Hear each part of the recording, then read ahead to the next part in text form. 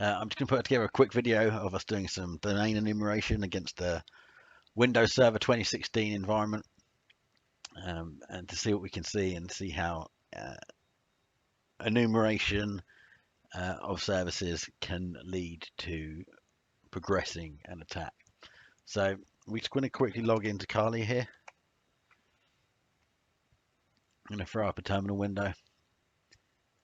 Now for this, I know the IP address that we're going to scan, but we're going to run a quick scan against our target.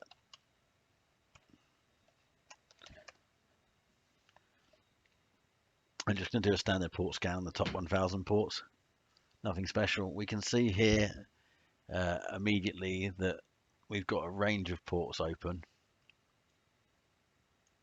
Now I'm going to do a version scan against these ports as well. We're also going to specify the full port range. More on that later while that's running off.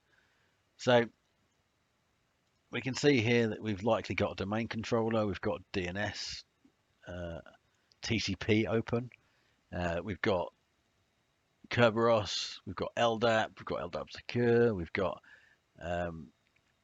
global catalog services. You know, this is highly likely domain controller.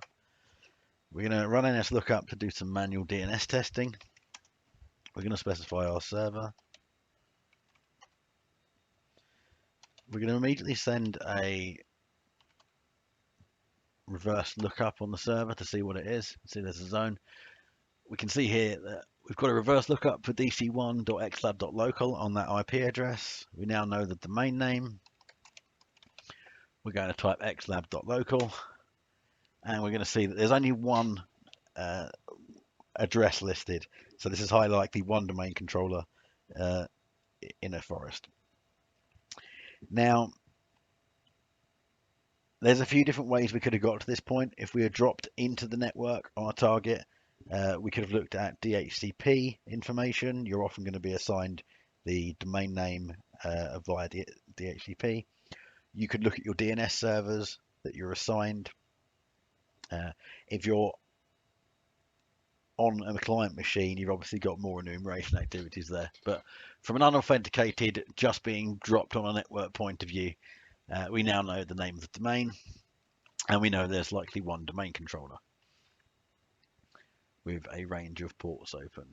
Now that version scan is still running, so we're going to continue with some DNS enumeration. Now we can do quite a bit of manual testing, we could do some brute forcing, but for this demo I'm just going to use DNS Recon. If I could spell. We're going to specify the domain of xlab.local. We're going to specify the name server of 192.168.2.29, and we're going to see what we can see. So there we go, we have 11 records. That is like the most basic view you'll get, and if you just install a single domain controller, that's the view you're going to see when running DNS Recon. We are, however, going to attempt some additional tests. We're going to attempt a zone transfer to see if we can dump the whole DNS database. Now, out of the box, this doesn't work against the domain. The zone transfers are disabled. So what we've found here is that there's a security misconfiguration or a weak configuration, and that luckily here zone transfers were successful. This leads us to see that there is a record for a server called secretweb.xlab.local, and that's on 192.168.2.8.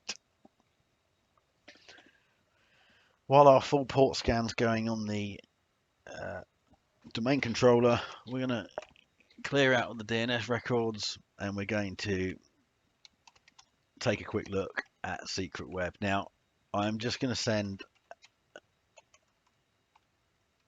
a curl command, if I could look at my keyboard and type, to this to see if there's a response. It's called Secret Web, so I imagine there will be something on port 80 or 443. So 80 has responded with HTTP responses.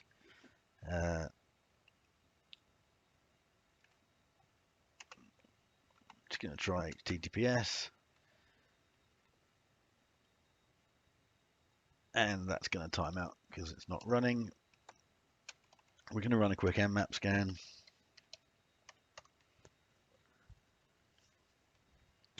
While that's just running now, we can just go back and see that the service version scan has completed, and we've managed to identify the domain name is xlab, xlab.local, and all the services that we previously saw still exist. One thing to note, we've got two additional services that are interesting. We've got terminal services, which is running on port 3389, and we've got Windows remote management likely on 5985. So we're going to keep them in mind for later. We're then going to go back to our web server. We know it's running open on port 80. We're going to just kick off a Nikto scan on that box.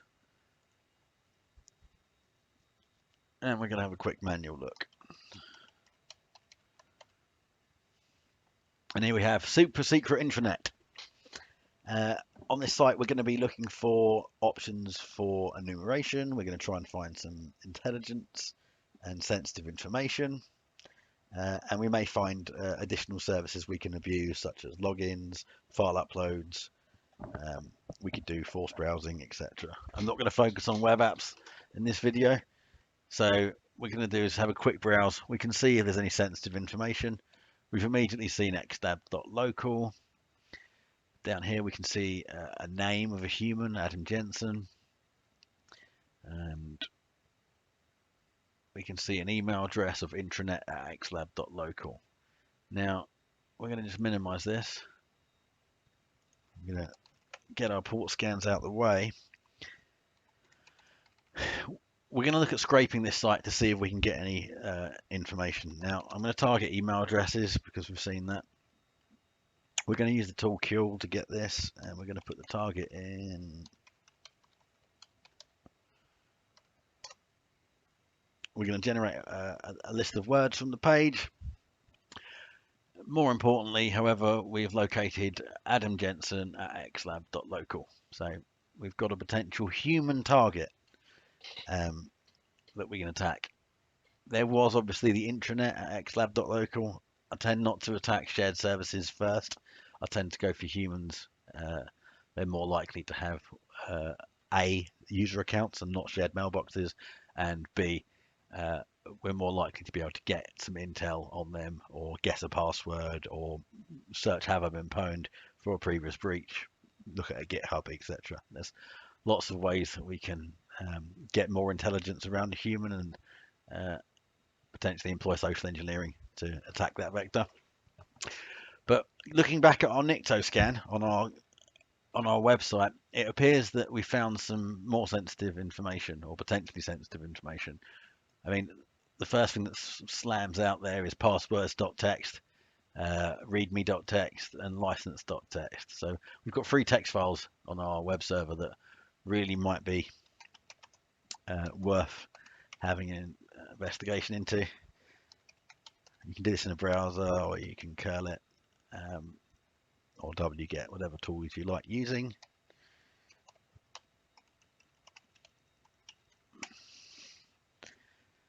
So we're going to grab that passwords.txt, and here we can see a message to Adam saying that the password has been set to winter 2019 !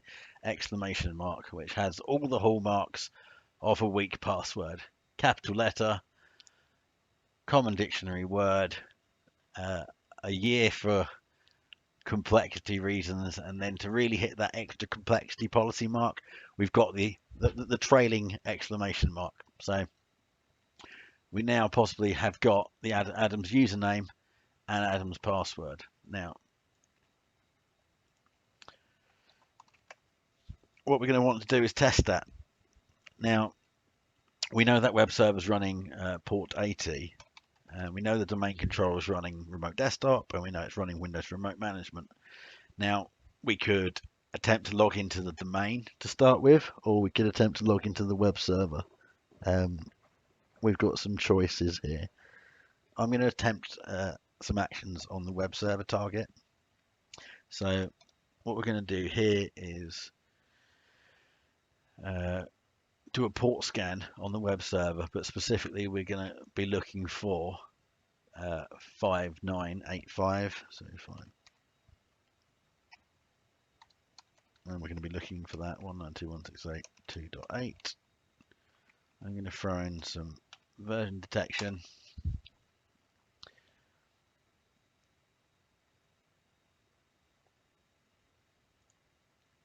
And we can see the host responded to ping, and the TCP port 5985 has responded with an HTTP service. So this is looking like a likely candidate.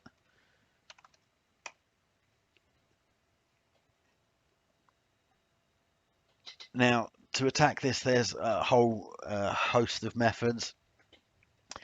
We can use some Python, we can use Ruby modules, we can use MSF, we could use a Windows box. For this, I'm going to use MSF. I'm going to have a look for the WinRM modules. Just going to get this neatened up a little bit so you can see what's going on in MSF.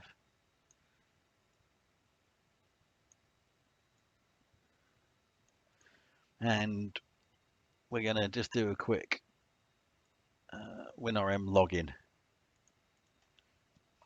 So use auxiliary scanner WinRM login. Let's look at the options. Set domain xlab, set username Adam Jensen, set password winter 2019, set our hosts 192.168.2.8. Let's clear the screen. Let's check our options. So we've got 192.168.2.8, which is our target, running on port 5985. We're using Adam Jensen with our super secret winter-based password. We're going to run this module, and success. We can log into that box. Now, I'm going to leave MSF now. On server 2016 plus, at least, we can't use, to my knowledge, the MSF modules to log into WinRM from Linux. What we're going to do here is use a WinRM session using a Ruby method.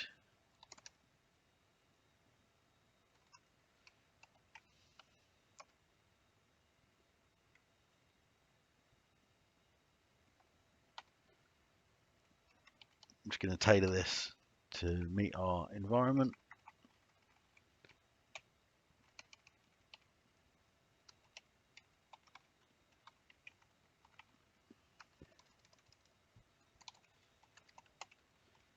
So we're targeting HTTP 192.168.2.8, 5985, Adam Jensen, winter 2019. Save that.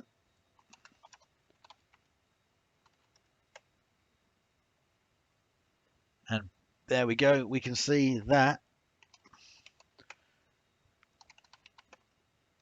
If I could type.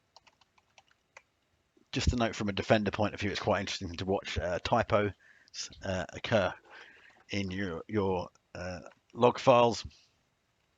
You can then generally tell whether there's a human being behind your attack or whether it's an automated system.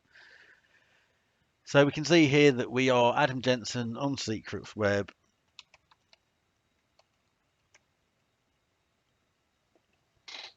And that we are running in a low privilege mode. However, we have Windows Remote Management access. So we can start exploring this machine. Right, so that's our demo over for today. I'm going to continue creating more content.